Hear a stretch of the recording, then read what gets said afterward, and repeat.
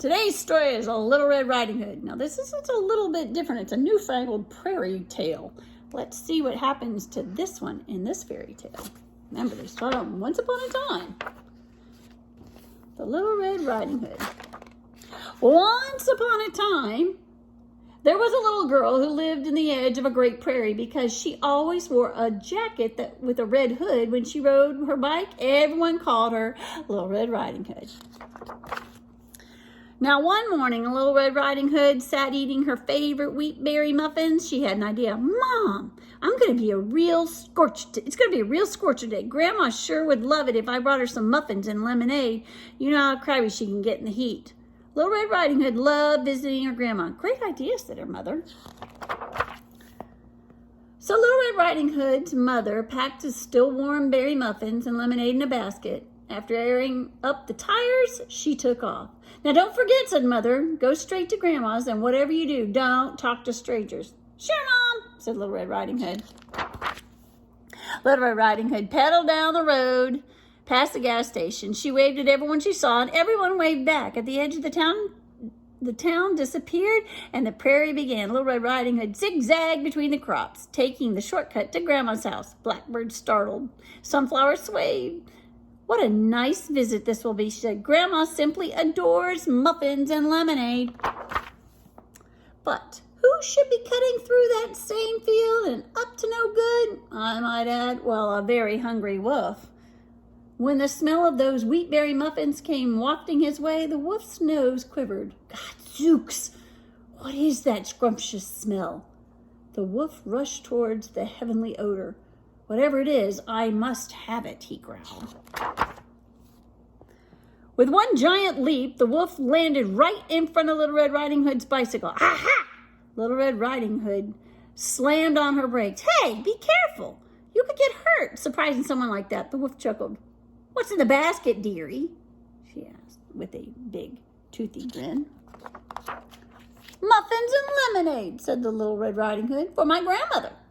That's such a tantalizing smell. They must be very special muffins. They are. They're my grandmother's secret recipe, and they always take first prize at the fair. The wolf licked his lips. She must be a dear, sweet woman. Do you have very far to travel? Oh, no. Just over the ridge there, this side of Turkey Creek. He said, curling his lips. How very fortunate. I have to go, Little Red Riding Hood said. Grandma's waiting. The wolf slyly turned in the opposite direction. Oh, what beautiful flowers. Such a dear, sweet grandmother. Truly and surely deserves some of those. Little Red Riding Hood nodded. Gee, you're right. She jumped off. Grandma loves flowers. Do you think she'd like these ones too? But the whistle of the prairie was the only response because the wolf was gone. Of course, the wicked wolf had dastardly planned. Har, har, har, he laughed. First, I'll surprise that feeble old granny and I'll steal her recipe. Then I'll wait for the kid in the red jacket to show up with the treats. Soon I'll hold the secret to those delectable muffins, and those two won't know what hit them. His eagle cackle drifted through the fields. When the wolf arrived at Grandma's house, he found a note. Little Red Riding Hood, out in the field, loved Grandma. This is easier than I thought. Grandma is obviously off her rocker, wondered. In the heat, they're going to be easy to persuade. The wolf cackled, feeling enormously pleased with his good fortune. When the wolf searched the field for Little Red Riding Hood, loitering and torturing Granny, all he could see was a farmer riding a tractor.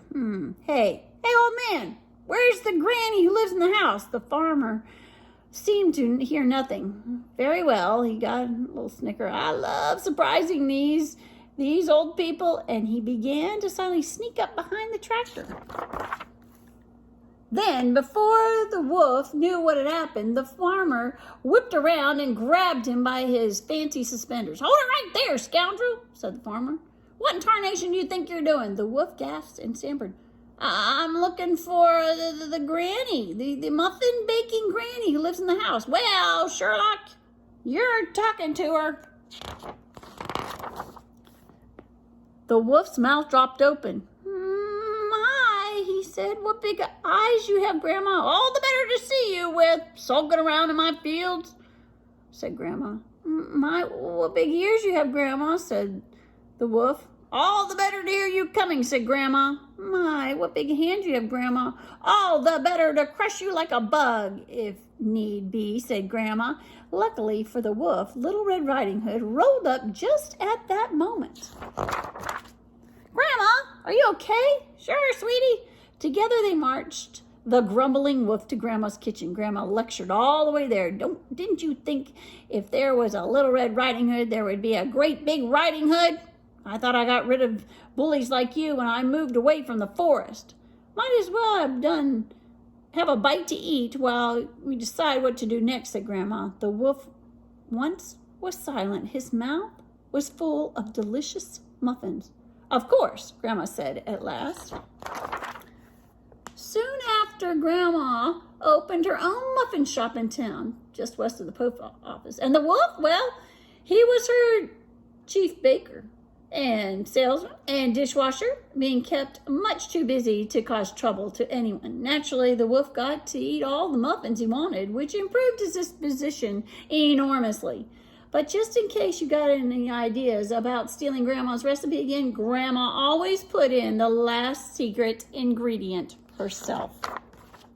And Little Red Riding Hood, too, went to work for Grandma, delivering muffins on her bike every day, rain or shine. The wolf carefully packed Little Red Riding Hood's basket. Hey, kid, don't talk to strangers. And Little Red Riding Hood never did again. And that wolf, he did not do anything good. Well, hope you enjoyed the story. Bye.